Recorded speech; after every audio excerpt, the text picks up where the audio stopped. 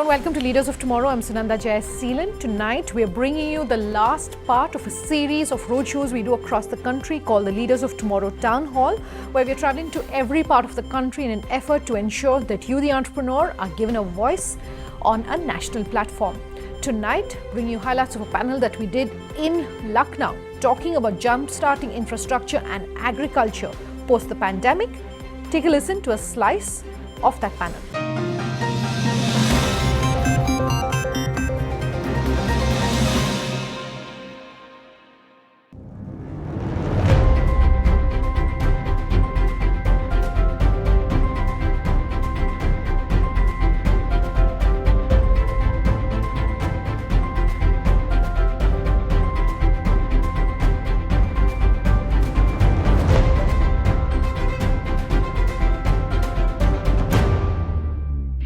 What I've noticed is that, public-private partnerships have enjoyed tremendous success in Lucknow.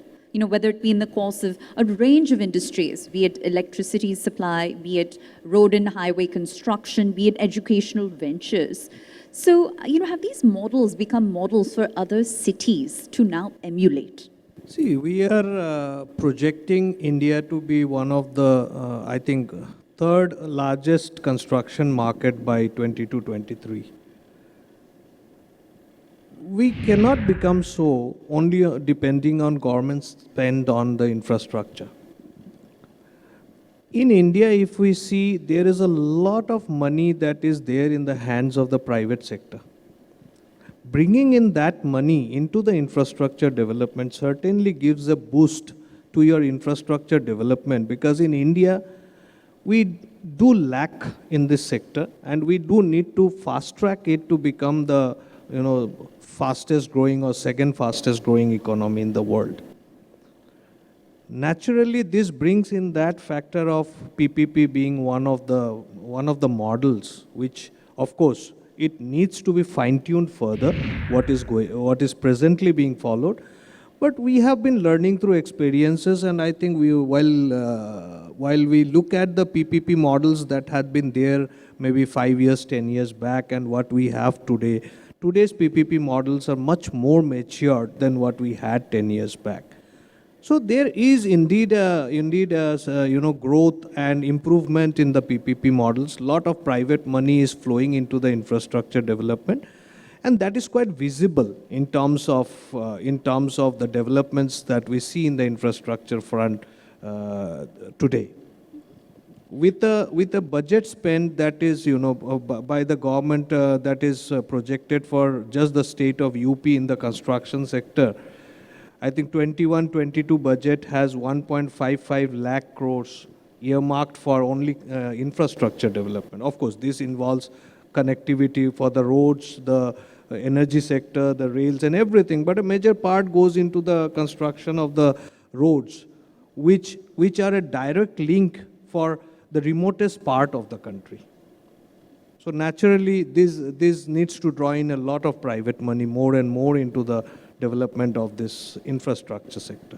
I'll take it to you now, Anuj, because I think a few of us have referenced Lucknow's fast-maturing startup ecosystem. But for any startup ecosystem to scale and succeed, you of course required skilled talent. So how does Lucknow fare on that front? I think a very valid question, and that is something that I feel the government is making an effort on that part. Skill India initiatives, also educating the people at the level of class 11th and 12th. So I'll take an example from Germany. In Germany, you really don't need, not everyone is supposed to complete their graduation or post-graduation. At class 11th or 12th level, they tend to identify what kind of skills they have. They tell them about education, vocational education, so that they become more employable. Out here, everyone is more interested in completing their graduation, whether that is relevant or not.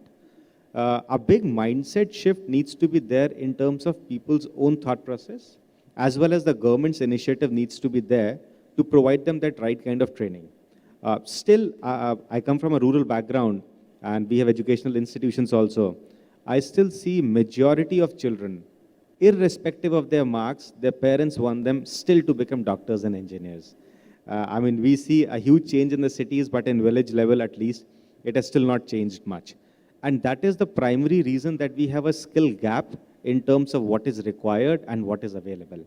While the government is making an effort with industry bodies like FICCI, with CI, with other SHM and other organizations, it needs to be a collective effort right from the private sector as well as from the public sector to educate people about that. But to an extent, if I would say, there's still a huge gap. We started an e-commerce business a few years back, 2 years back, and we were not able to find any credible resources who were ready to work here. Luckily, COVID happened, and remote working is something that has become the norm of the day. Otherwise, every coder in the city, or even from the remote parts of the country, would want to go and work in Bangalore and Gurgaon. So we still have a huge gap, and I think that is one of the barriers that we need to transcend for it to really become a startup center. You know, Siddharth, I'd like your take on this subject. And as larger players begin to establish, a bigger presence here in the city of Lucknow, is that an opportunity or a threat for some of the smaller businesses who compete in the same space? I personally don't think there is a competition as such. It is about mutual survival. If you look at the bigger infra companies that are, or the bigger companies that thrive in the market, their survival is also based on the supply chain management, the production from smaller players. So establishing, when a bigger player comes in, the biggest advantage of having the bigger player in the central space is actually to develop an environment in the surrounding which creates the right opportunities for the smaller players to come in and develop mini businesses. Like if I have to talk of my own industry, the construction industry, we may not be having the right players in the smaller or medium size to operate projects worth maybe 2,000 crores, 3,000 crores. So we need to get the bigger players in. So when a bigger player comes in, can he operate all on his own? He can't. There will be people who will supply him the materials. There will be people who will be supplying him the consumables. There will be people from whom he will be hiring equipments. There will be people from whom we will be hiring the workforce, people who supply the workforce. So there is a huge ecosystem that grows around that project. If I have to talk of the project that completed recently inaugurated by the respected Prime Minister, the Purvanchal Road, just imagine the quantum of workforce, materials and other things that has gone in. It's really not in the capacity of one company, even if it is the biggest in the country, to develop that whole ecosystem only on it, based on its own. It has to take in the ecosystem of the smaller players in the surroundings. So a bigger company coming in is actually beneficial, in my opinion, to create a fund base for the smaller players to survive, to create business opportunities, as we are talking of entrepreneurship, to create entrepreneurship opportunities in the sector.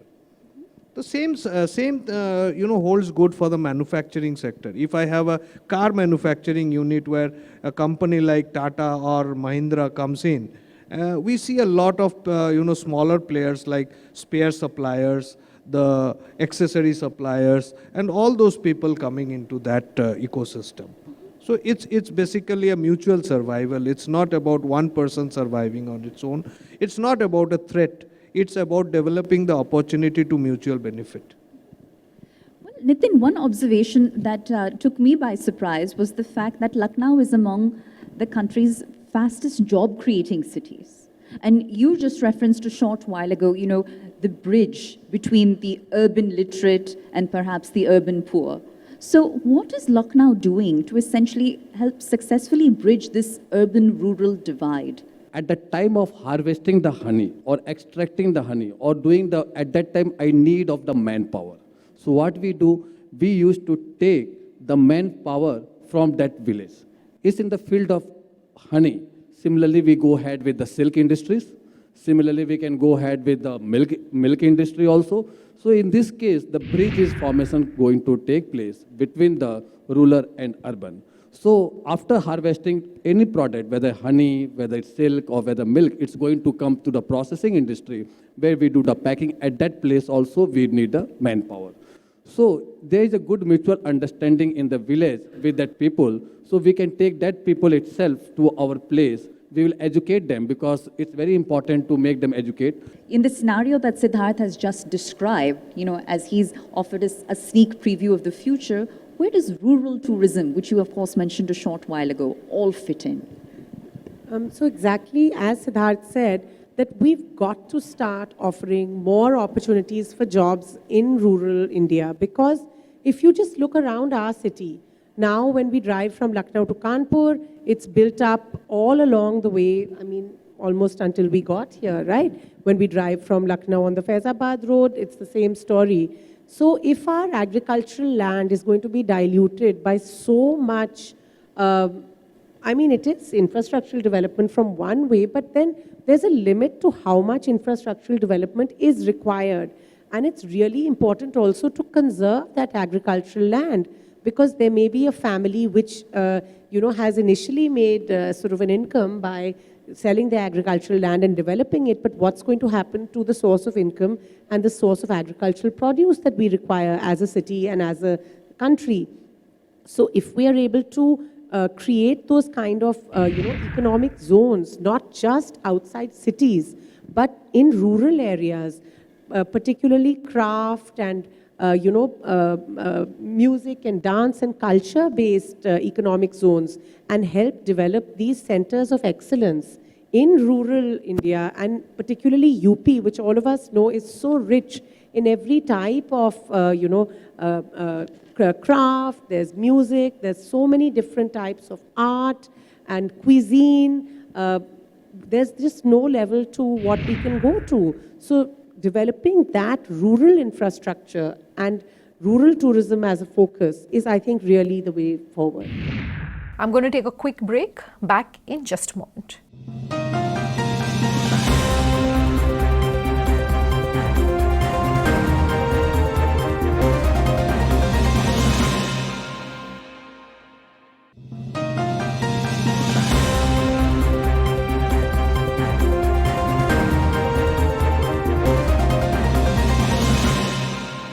Welcome back. With us here on Leaders of Tomorrow Town Hall. Tonight, a panel discussion from Lucknow talking about jump-starting infrastructure and agriculture post the pandemic.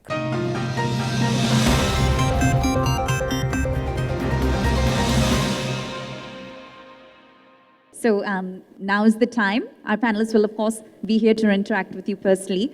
But if there's any question and answer from the audience, I can certainly take it now. Sustainability and net zero is becoming a buzzword after this COP26, and a lot of awareness has been created from the media and people. So what are you doing in the city to create a sustainable environment? Because we don't want the Delhi type of atmosphere in Lucknow, the air pollution. We want a net zero city, and aviation is one of the most polluted, one of the largest polluter in terms of fuel. So what sort of biofuels and what sort of ecosystem you are trying to create here in terms of aviation and airport? Thank you. Great question. And over to you, sir.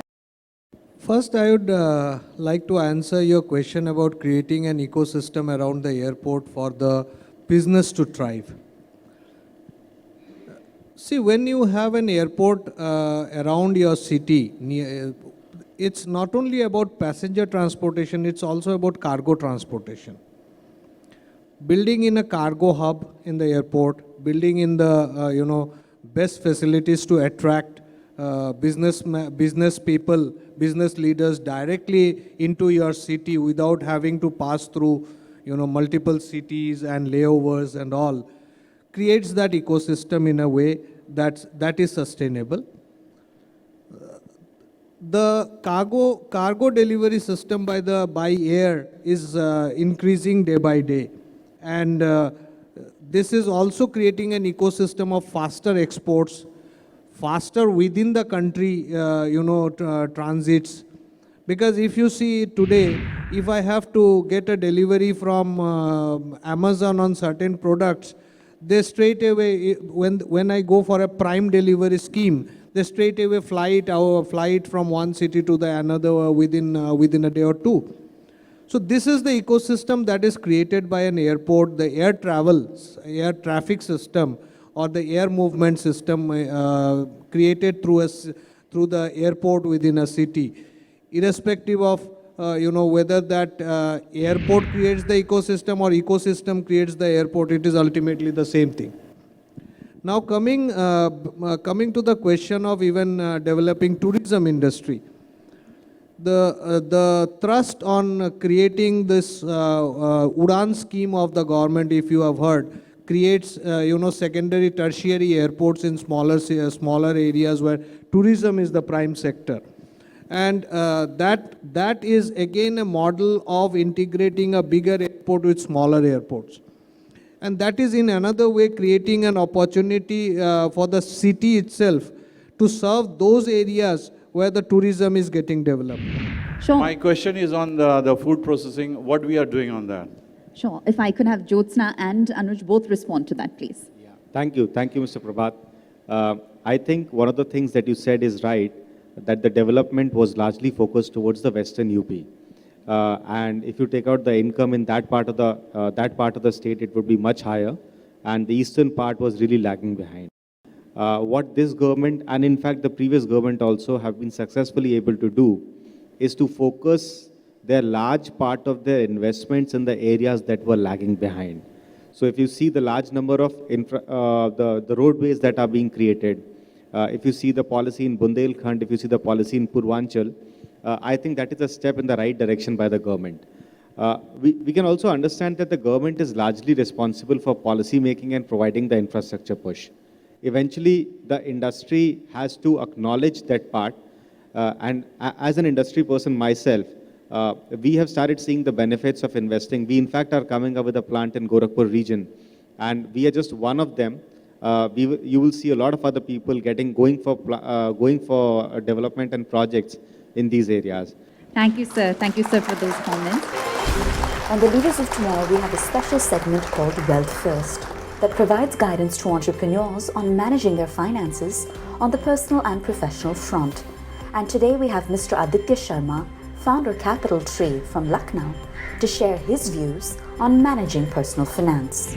There is no one-size-fits-all formula to securing one's financial future, right? So what has worked for you? And how might you guide someone that's looking to achieve the next level of growth in their financial resiliency? People are investing like for 25 years, 30 years. They're not investing for their goals. So after doing a great job in my company, I started my company last year in October with the motive that I will work for the clients.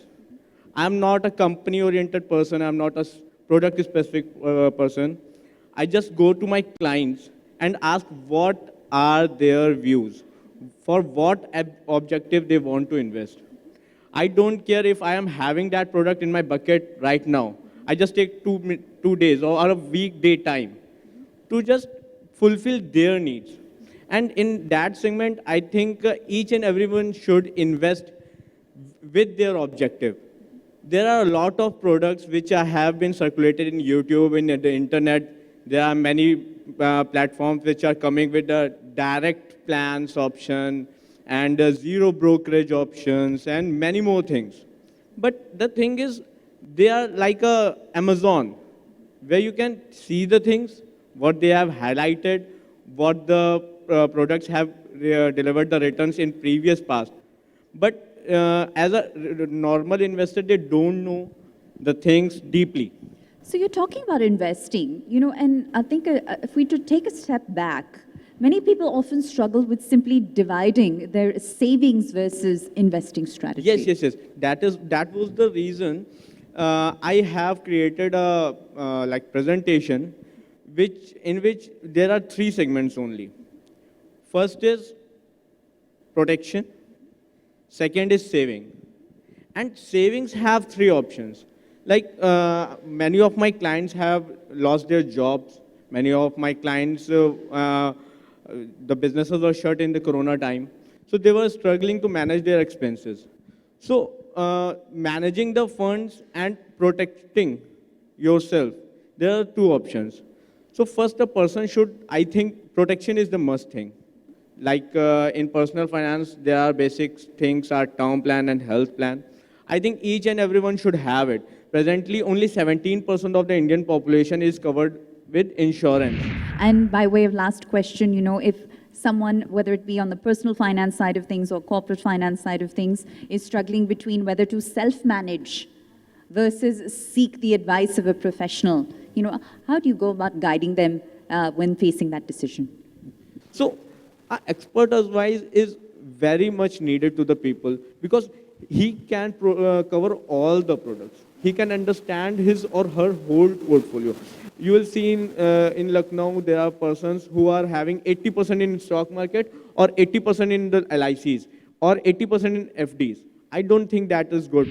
So when our expert will be handling their portfolio, I think diversification will be there and proper market update will be there.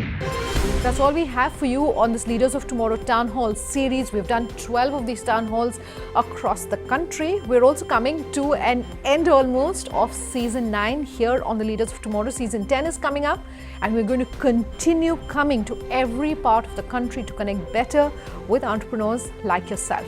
For more on that, do stay tuned to our website for all of our updates. You can also write to us. Our details are up on your screens as we speak. Thanks for watching. Have a good night.